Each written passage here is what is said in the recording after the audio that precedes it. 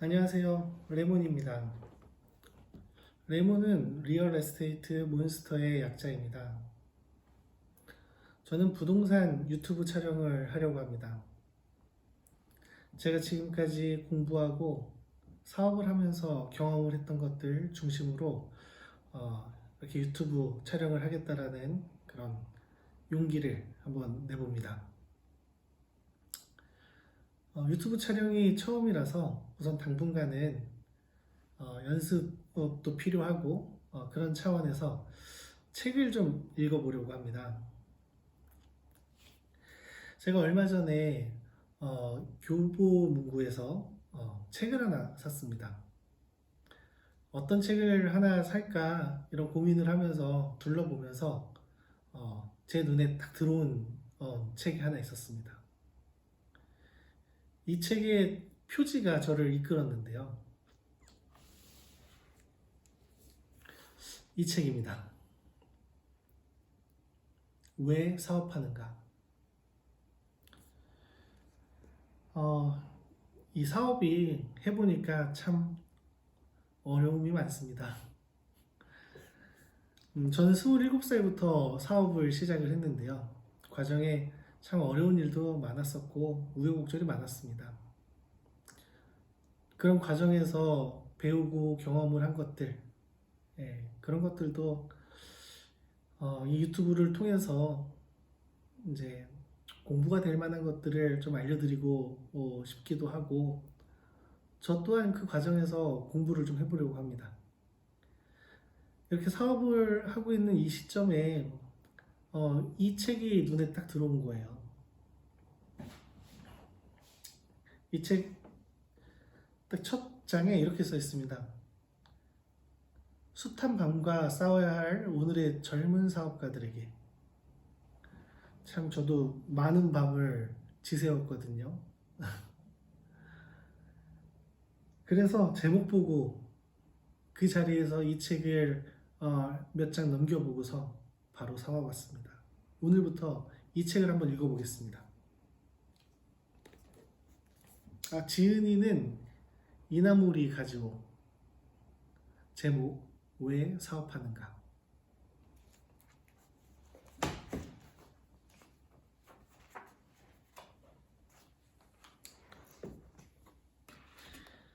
(1장) 왜 사업하는가?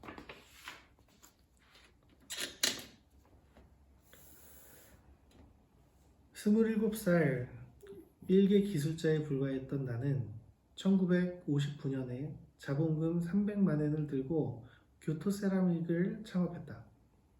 그 이후 교세라를 중심으로 하는 기업 그룹의 경영에 내가 가진 힘을 전부 쏟아부었다.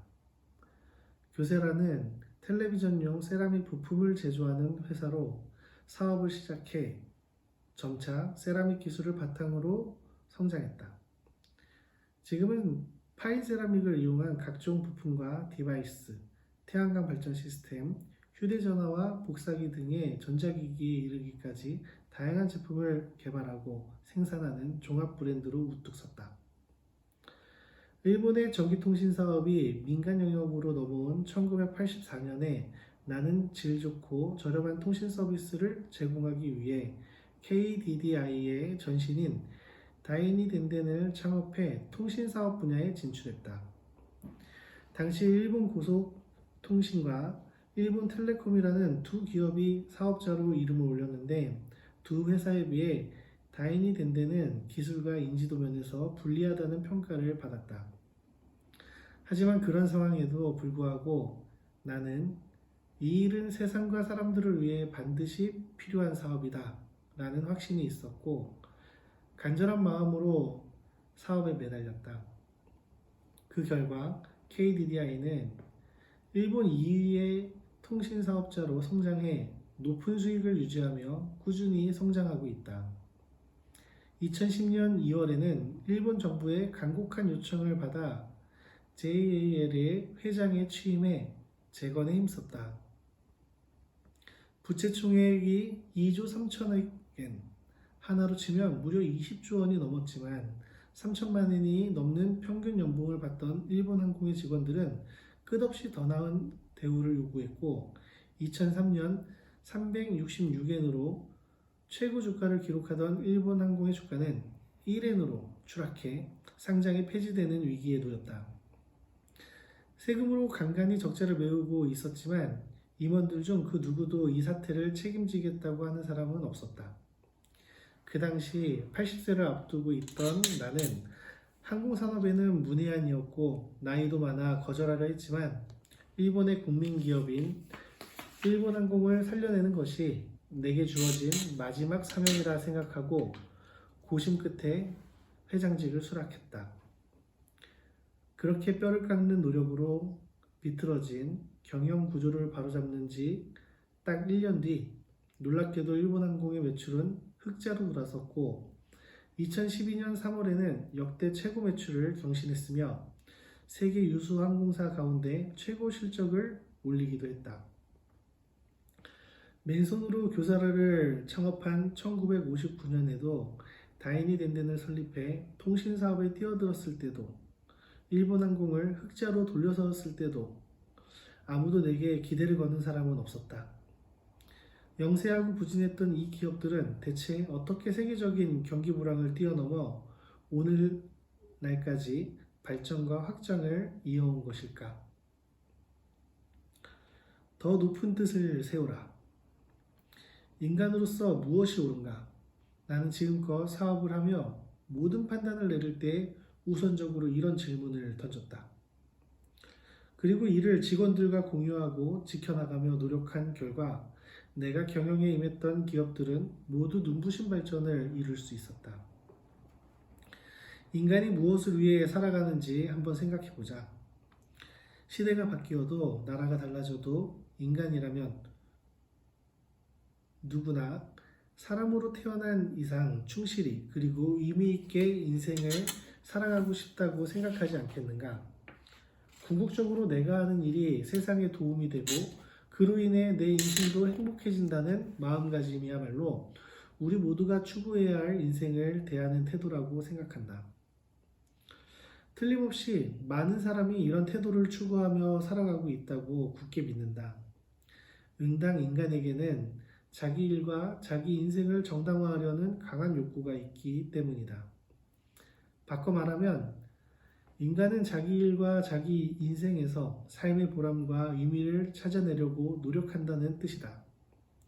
그렇지 않으면 그 누구도 오랜 기간 일을 계속할 수 없다. 여기서 더 중요한 것은 인생의 목표를 뜻이 높은 곳에 두지 않으면 안 된다는 점이다. 수준이 낮고 떳떳하지 못한 뜻에 목표를 두면 언젠가는 강렬했던 의욕도 바람 앞에 촛불처럼 꺼져버리기 마련이다. 적극적이고 강한 열정이 있으면 반드시 성공한다고들 말하지만 만약 그런 결정이 뒤틀린 것이라면 그 성공의 원인이 동시에 몰락의 이유가 될 수도 있다. 다시 말해 강한 열정은 성공을 부르기도 하지만 그 열정이 너무 지나치면 본래의 의미를 잃고 실패라는 함정을 더욱 깊게 만들기도 한다. 물론 사업을 성공시키려면 사업가에게는 보통 이상의 강한 열정이 필요하다. 이는 너무나 맞는 말이다. 하지만 강한 열정만이 전부는 아니다. 하나씩 성공을 쌓아가는 과정에서 인간성, 인생관, 철학을 다듬고 성숙시켜 스스로 떳떳한 경지에까지 올라서야 한다. 그렇지 않으면 그 성공은 계속 지속될 수 없다. 또 너무 극단적으로 목표를 달성하고자 기를 쓰다 보면 그것이 위법행위로 이어져 결국 몰락에 이르는 원인이 되기도 한다. 무언가를 이루어내려면 많은 사람의 마음을 얻어 그들의 참여를 이끌어내야 한다. 바로 이때 사업가의 순수하고 강한 동기가 빛을 발한다. 누가 봐도 어떤 방향에서 살펴도 당당하게 말할 수 있는 고매한 뜻. 그리고 올바른 목적의식이 없으면 자신이 가진 모든 힘을 다 쏟아도 주위 사람들의 협력을 얻을 수 없고 사업도 성공시킬 수 없다. 사업을 하다 보면 어느 순간 벽에 부딪혀 앞으로 나아가야 할 방향을 찾지 못한 채 괴로움에 빠질 때가 있다. 나는 그럴 때마다 인간으로서 무엇이 옳은가? 라는 질문을 던졌고 철저히 그 원칙에 따라 행동해왔다. 그렇게 하나하나 답을 찾으며 쌓은 내공이 어느새 믿을 수 없을 만큼 커져서 놀라운 성과로 되돌아왔다. 조직이 제 기능을 해내고 성과를 창출하기 위해서는 목표의 방향이 명확해야 한다. 그리고 조직 구성원 전체가 그 방향을 향해 한마음으로 움직여야 한다. 기업은 목표의 방향을 나타내는 경영 이념과 사원을 통해 조직을 하나로 이끈다. 그리고 이러한 규범의 바탕에는 사업가의 경영 철학이 반드시 존재해야 한다. 나는 창업 초창기부터 매일매일 배우고 깨달은 것들을 교세라 철학이라는 이름으로 정리했고 이것을 모든 직원들과 공유하기 위해 분투했다. 그것은 사람으로서 살아가는 자세에 관한 기본적인 사고방식, 달리 말하면 인간으로서 올바른 것을 올바르게 추구해야 한다는 나만의 철학이었다. 이런 철학이 언뜻 보기에는 사업이나 경영과 아무런 상관이 없는 것처럼 보일지도 모른다. 하지만 나는 인간으로서 올바른 것을 올바르게 추구하다 보면 경영의 바탕에 세워야 할 올바른 좌표축도 드러난다고 믿는다. 사업이라는 것은 사업가의 인격을 투영할 수밖에 없다. 그렇기 때문에 인간으로서 바른 판단 기준을 세우는 일은 사업을 하는 사람에게 그 무엇보다 중요한 기본 중의 기본이다. 사업가가 올바른 경영 철학과 가치관을 정립한다면 이는 반드시 경영에도 유효하게 작용할 것이다. 경영에 임하며 바쁜 나날을 보내는 가운데 내가 무엇보다 소중하게 여기는 몇 가지 가치에 관해 지금부터 소개하고자 한다.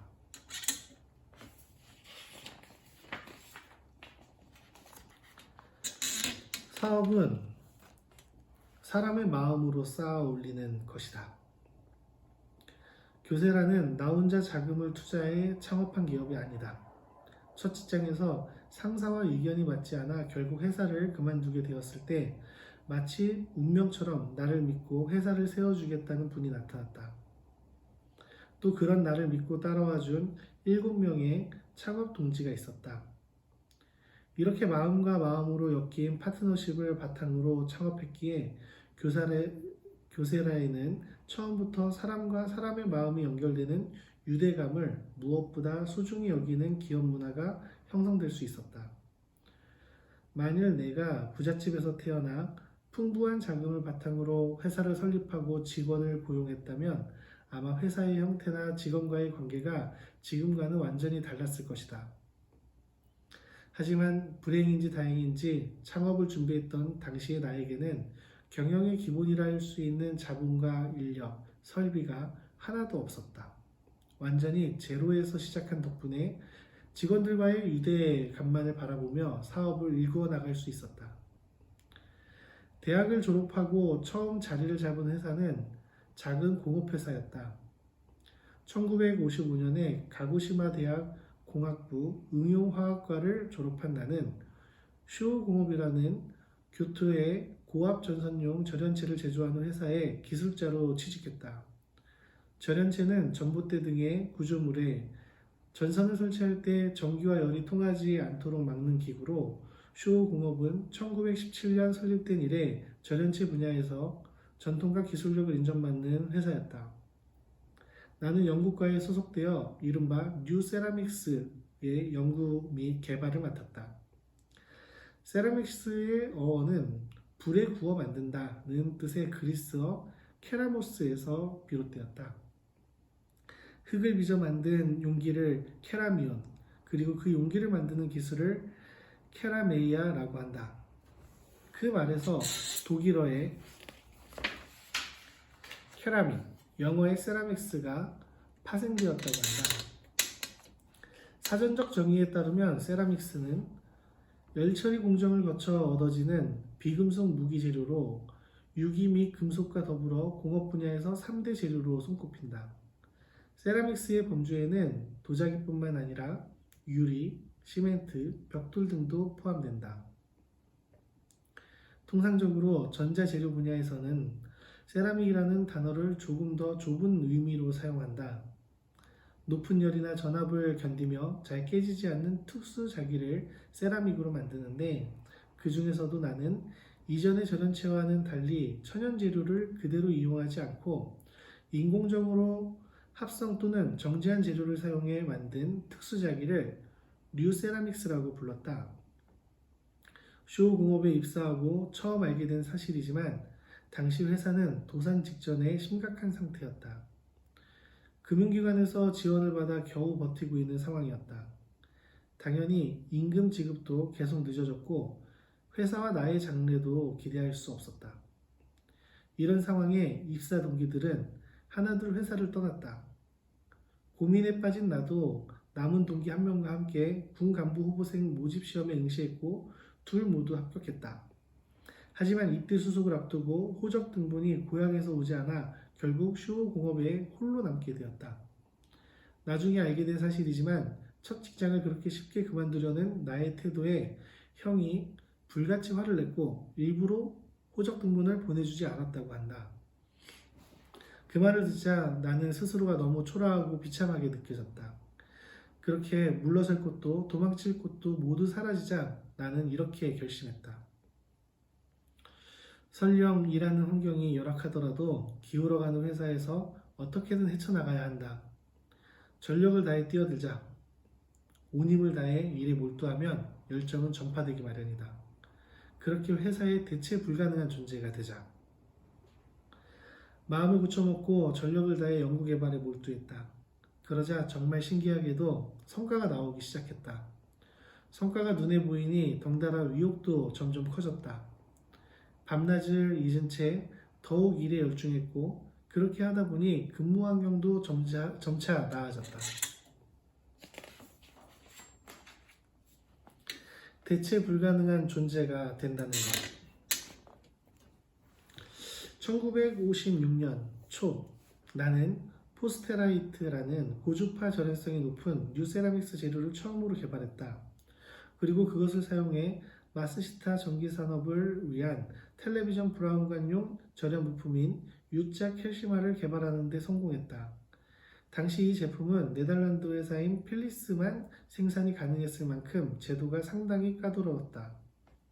마침 일본에는 텔레비전이 급속하게 보급되어 U자 캘시마의 수요가 증가했고 곧바로 양산체제에 들어가 내가 제조까지 담당하게 되었다. 거기에 전기터널식 가마라고 하는 제조 설비를 고안해 도입을 추진하는 등 당시 특수작이라 불리던 뉴세라믹스의 개발과 제조 업무를 홀로 도맡았다. 오랜 적자 경영으로 인해 회사의 재정 상황은 좋지 않았지만 U자 캘시마를 생산한 내가 소속된 특작과만큼은 유일하게 수익을 내고 있었다. 그래서 인력 충원도 허락받을 수 있었는데 나는 회사 내에 있는 사람들 가운데 팀원을 데려오는 게 썩 마음에 내키지 않았다. 그간 임금이 늦어지는 일도 있다 보니 직원들 사이에는 무력감이 팽배해 있었다. 그 때문에 진심으로 성과를 내려고 노력하지 않고 그저 시간을 때우며 잔업수당 벌기에 급급한 사람도 많았다. 나는 그들과 함께 큰일을 이루기 힘들겠다고 판단했다. 당시에 나는 일개 직원에 불과했지만 채용에 대한 책임을 맡은 이상 명확한 목표를 바탕으로 열심히 노력할 사람을 뽑아야겠다고 마음을 먹었다. 그렇지 않으면 성과를 내고 있는 우리 현장의 분위기를 한순간에 망칠 수 있겠다고 생각했다. 그래서 나는 교토의 어느 시골에 있는 공공직업 안내소에 찾아가 인성이 좋고 열정이 넘치는 사람을 골라 직접 채용했다. 이는 우리 부서가 회사 안에서 인정받을 정도로 성과가 좋았기에 가능한 일이었다. 마스시타 전기산업에 납품하는 건수도 꾸준히 증가해 매월 2만에서 3만 개의 수주를 받기에 이르렀다. 도무지 생산을 맞추기가 힘들 정도로 고되었지만 부서 직원 모두가 먹고 자는 것도 잊은 채 추가 생산에 힘썼고 500개든 1000개든 만드는 대로 족족 납품을 처리했다. 그러던 어느 봄 회사에서 노사 간 임금 인상 교섭이 결렬되어 노조가 파업에 들어가는 일이 발생했다. 나는 납품을 애타게 기다리는 고객들에게 폐를 끼칠 수 없다는 책임감에 파업에 참여하기를 거부했다. 내가 일하던 현장의 직원들과 나는 냄비와 솥까지 공장 안으로 가지고 들어가 직접 밥을 지어 먹으며 제품 생산을 이어왔다. 노조에서는 파업 이탈자가 나오지 않도록 삼엄하게 감시했지만 우리 부서 직원들은 생산한 제품을 내보내기 위해 동료 연구원들에게 몰래 부탁해 들고 나가게까지 하면서 고객에게만큼은 폐를 끼치지 않으려 노력했다. 후일담이지만 그때 나와 대립했던 슈호공업의 당시 노조위원장이 1997년 교토신문 투고란에 글을 하나 실었다. 존경하는 교세라의 이나모리 가지오 회장님, 기억하고 계십니까? 라는 구절로 시작해 내가 신제품 개발을 위해 시간의 수당도 없이 철야로 일했던 것과 회사를 그만둘 때의 에피소드 등을 소개했고 마지막에는 사회에 새로운 바람을 불러 일으키시길 바랍니다. 라는 문장으로 끝을 맺었다. 나는 답장하는 형식으로 같은 지면에 투고를 해서 그에게 감사의 뜻을 표했다. 과거 날카롭게 대립했던 노조위원장과 40여 년이 지나 지면으로 애친분을 나누니 감회가 무척 새로웠다. 그렇게 나는 동료들과 합심해 회사 안에서 나만의 영토를 개척했고 대체 불가능한 존재로 우뚝 섰다. 눈앞에 성공을 두고 회사를 그만두다. 27살이던 해 나는 고작 특작과 주임이라는 직위에 불과했지만 뉴세라믹스의 개발을 회사의 주력 사업으로 삼기를 권유했다. 또한 내가 개발한 제품에 대해서는 생산과 판매까지 모두 담당하는 등 분야에 얽매이지 않고 전력을 다해 일에 전념했다. 그렇게 일하던 중 전자기기 제조업체 히타치 제작소가 우리에게 세라믹 진공관의 개발을 의뢰했다. 직접 개발한 포스테라이트를 기반으로 해 개발에 힘썼지만 처음 맡아본 분야라 좀처럼 빠른 시간 안에 만족스러운 결과가 나오지 않았다. 때마침 회사 외부에서 갑자기 영입된 기술부장이 그 일의 경위도 모르면서 무례한 발언을 했다. 자네들의 능력으론 역부족이네. 거기까지 하고 넘기게. 앞으로는 내가 하지. 그 말을 듣고 나는 바로 그 자리에서 퇴사하기를 결심하고 사표를 제출했다. 회사는 만류했지만 나는 몸과 마음을 다 바쳐 개발에 힘써온 우리를 하찮게 여기는 그의 태도를 받아들일 수 없었다. 이번 기회에 내가 지닌 기술이 얼마나 대단한 것인지 직접 확인하기 위해 해외로 나가볼까 하는 생각도 들었다. 하지만 그때 동고동락해온 후배와 부하 직원이 끝까지 나와 함께 하겠다고 선언했다. 또 선배와 상사까지도 나를 따라가고 싶다는 뜻을 전해왔다. 사실 그 당시 멀쩡한 회사를 그만둔다는 것은 인생의 도박과 다름없는 일이었다. 그때는 잘 몰랐지만 지금 생각해보면 그들의 결의 덕분에 지금의 내가 존재하는 것이라고 믿는다. 그렇게 새로의 결의를 다진 일동이 모여 우리 모두의 행복을 위해 세상과 인류의 번영을 위해 한 마음으로 협력하고 기쁨과 슬픔을 함께 나누자며 손을 맞잡았다. 그렇게 우리는 우리만의 새로운 회사를 세우기로 결심했다. 함께 서약하는 의미의 혈서를 다 같이 작성하며 서로의 의지도 확인했다. 다시 생각해봐도 시대착오적이고 괴상한 방법이었지만 당시 우리의 심경은 그만큼 고조되어 있었다. 뜻을 함께한 동료들은 우리의 사업이 어려움에 처하면 아르바이트를 해서라도 연구개발비를 지원하겠다고 이야기했다. 그들로부터 받은 기쁘고 고마운 마음은 지금까지도 내 안에 고스란히 남아있다. 동료들의 지지를 얻고 회사를 설립했지만 사실 우리에게는 자본도 인력도 설비도 거의 없었다. 그래서 새 회사에 관한 구상을 그려나가는 동시에 분주하게 투자자를 찾아다녀야 했다. 내가 쇼호공업에 다닐 당시 상사였던 아오야마 마사지 씨는 나와 같은 시기에 쇼호공업을 퇴사하고 기꺼이 나의 뜻에 동참해 새 회사를 설립하는 일에 함께 해주었다. 아오야마 시의 교토대학 공학부 전기공학부를 같이 다닌 니시에다 이치에 씨와 마지카와 다모치 씨도 보탬이 되어주었다. 니시에다 씨는 변리사 출신으로 당시 교토에 있는 전기계폐기와 배전반을 제조하는 미야기 전기의 전무로 취임했고, 마지카와 씨는 특허청 출신으로 니시에다 씨와 마찬가지로 미야기 전기의 상무로 취임했다. 아오야마 씨는 니시에다 씨와 마지카와 씨를 직접 찾아가 창업에 관한 조언을 구했다. 그 후 그들은 시간이 날 때마다 나를 만나 주었고, 나는 그들에게 새로 회사를 설립하는 나의 뜻과 앞으로의 목표를 이야기했다. 그들은 진심으로 내 이야기에 귀 기울여 주었고, 이후 미야기 전기의 미야기 오토야 사장을 설득해 최종적으로 이 세 명을 중심으로 출자를 받게 되었다. 나에게는 이렇다 할 경영 실적도 미래에 성공하리라는 확실한 승산도 없었다. 그런 내게 니시에다 씨는 이렇게 말해주었다. 자네는 장래가 촉망한 젊은 사업가야. 아직 30도 되지 않았지만 자네에게는 확고한 철학 같은 게 있는 것 같네. 나는 그걸 믿고 기꺼이 출자하는 거라네. 그리고 너무 돈에 휘둘리지 말게. 회사의 주인은 경영자가 아니라 그 회사에 몸담고 일하는 직원들이야. 나는 이때 사업가가 갖춰야 할 가장 기본적인 자세가 무엇일지 처음으로 진지하게 고민해 보았다. 니시에다 씨는 자금도 없고 주식의 주자도 모르는 내게 기술 주자의 형태로 주식을 보유하라고 말씀해 주셨다. 이른바 오너 경영자로서의 길을 걷게 해준 것이다. 내가 새롭게 설립한 회사는 그의 조언 덕분에 미야기 전기의 자회사가 아니라 독립된 회사로 운영될 수 있었다. 니시에다 씨는 미야기 사장에게 이렇게 말하며 경고했다고 한다. 이나무리 가져오라고 하는 청년에게 승부를 걸어 성공할 수 있을지는 확신할 수 없습니다. 출자금을 회수하지 못할 수도 있으니 각오해 주십시오. 30도 채 되지 않은 풋내기에 지나지 않았던 나를 밀어주고 배려해준 니시에다 씨가 정말 고마웠다.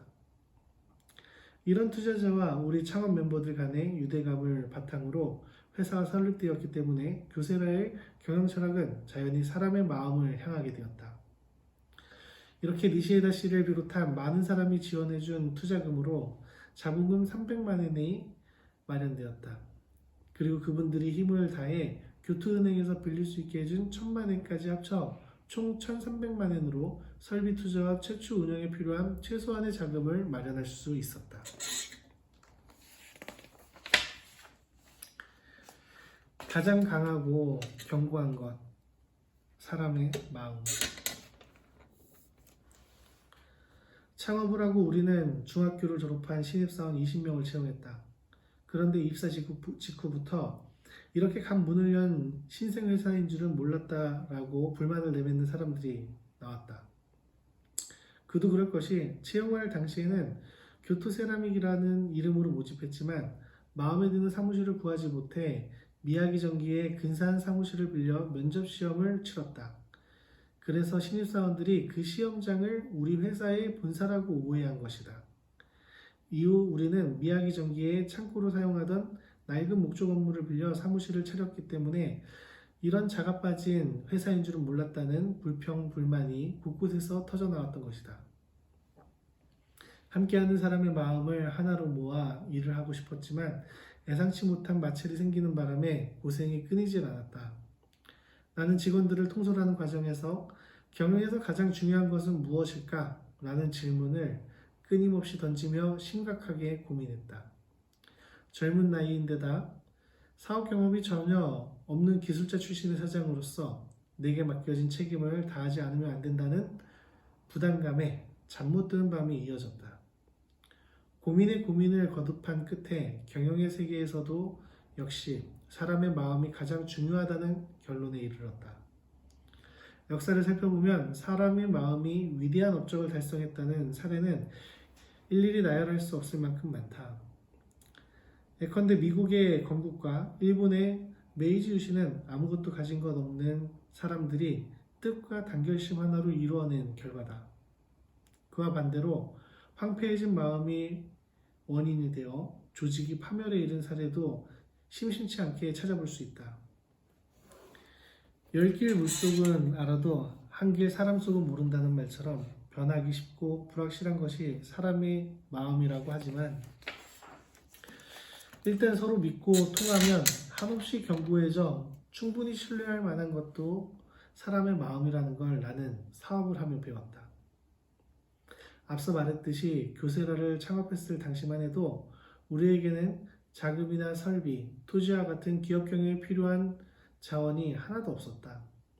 물론 회사의 인지도나 신용 같은 것도 있을 리 만무했다. 이런 불리한 환경 속에서 교세라가 끝까지 살아남기 위해서는 직원 각자가 서로를 믿는 마음을 갖고 그 마음과 마음을 잇는 유대감에 의지할 수밖에 없었다. 그래서 나는 나부터 스스로 우리 직원들을 믿고 내 자신이 모두에게 믿음을 줄 수 있는 사람이 되자고 굳게 다짐했다. 그러던 어느 날 중대한 사건 하나가 터졌다. 그리고 이 사건은 기업 경영에서 가장 중요한 요소가 마음을 바탕으로 하는 직원들과의 파트너십이라는 사실을 다시 한번 나에게 상기시켜 주었고, 기업 경영의 목적에 대해서도 생각해 볼 수 있게 계기를 마련해 주었다. 창업 2년째가 되던 1960년에 나는 고등학교를 갓 졸업한 신입사원 10명을 추가로 채용했다. 그들이 1년 정도 근무를 하고 일이 손에 익었을 무렵 갑자기 전체 인원이 서명한 편지 한 통을 들고 단체 교섭을 하기 위해 나를 찾아왔다. 그 편지에는 임금 인상을 최저 몇 % 이상으로 하고 매년 상여금은 얼마로 지급할 것이라는 처우 개선에 관한 내용이 적혀 있었다. 나는 채용 면접 당시 그들에게 이렇게 선언했다.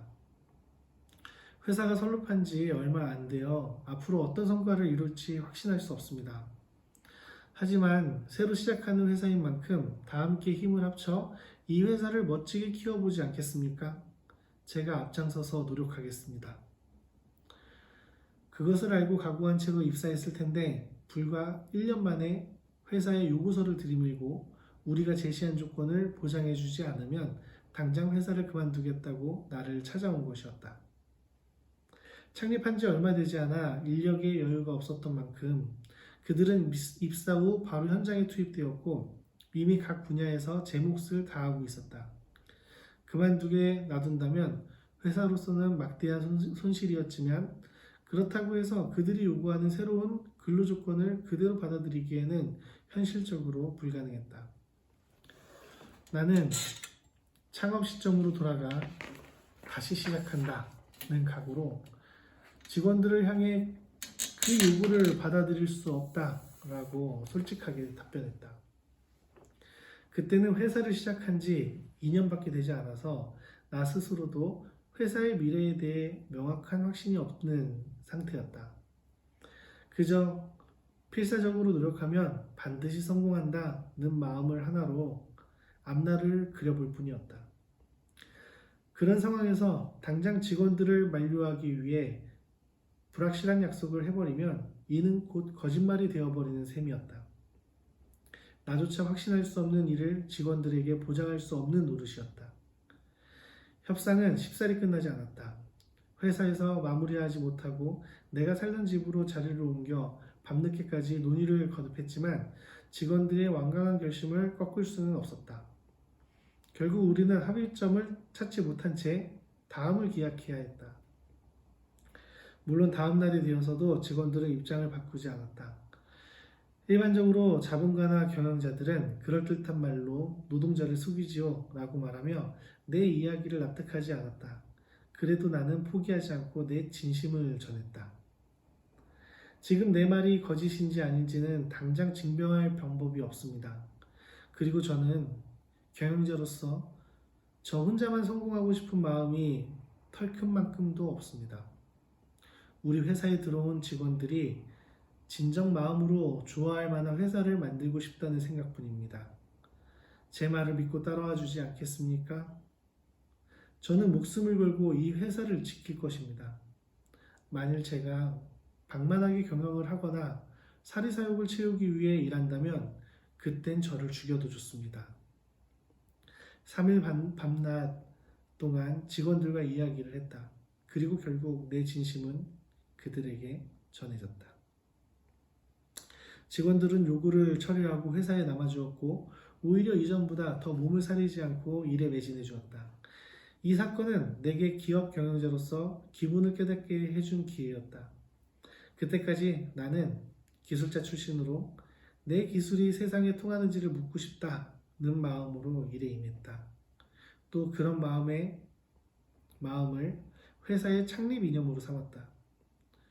회사의 미래에 대해서도 열심히 파묻혀 일하다 보면 어떻게든 굶어 죽지는 않겠지 하는 정도로만 생각하고 있었다.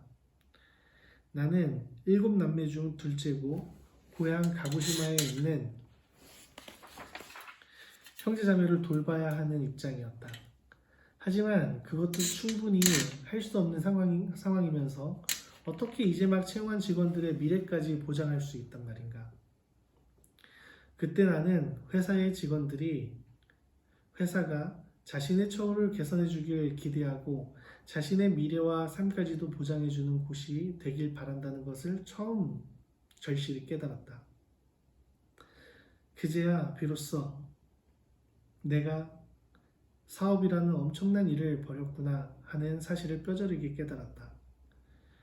기업을 경영하고 사업을 한다는 것은 경영자 자신의 꿈을 실현하는 것이 아니라 직원과 그 가족의 현재 그리고 미래의 삶까지도 책임지는 것임을 온몸으로 느꼈다. 나는 이런 경험을 통해 경영이란 경영자가 가진 모든 능력을 기울여 직원들이 행복해지도록 최선을 다하는 일이며 기업은 경영자의 사심에서 멀리 떨어져 대의 명분을 가져야 한다는 교훈을 얻을 수 있었다. 그 이후 나는 물심양면으로 전 직원의 행복을 추구한다는 것을 경영 이념의 최우선으로 삼고 거기에 회사의 일원으로서 책임을 다하기 위해 인류와 사회의 진보 및 발전에 공헌한다는 항목을 추가해 교세라의 경영 이념으로 삼았다. 그로부터 60년이 흘렀다. 그때 세운 경영 이념에 따라 사람의 마음을 바탕으로 경영해 나간 것이 현재의 교세라를 만들었다고 굳게 믿는다. 현재 회사 밖에서는 교세라의 급격한 성장과 높은 수익 구조가 탁월한 기술 개발력 덕분이라고 평가하곤 한다. 물론 그런 점도 있겠지만 나는 조금 다르게 생각한다. 되돌아보면 교세라의 최고 강점은 마음이 서로 통하는 동료들 간의 강한 유대감을 기반으로 창업해 그 후에도 직원들과의 파트너십을 경영의 기반으로 삼아온 것에 있다. 직원들 간의 견고한 인간관계를 발판으로 각 개인이 지닌 잠재력, 그 이상의 성과를 발휘할 수 있도록 돕는 것. 나는 그것이 사업가의 사명이자 경영의 이유라고 생각한다.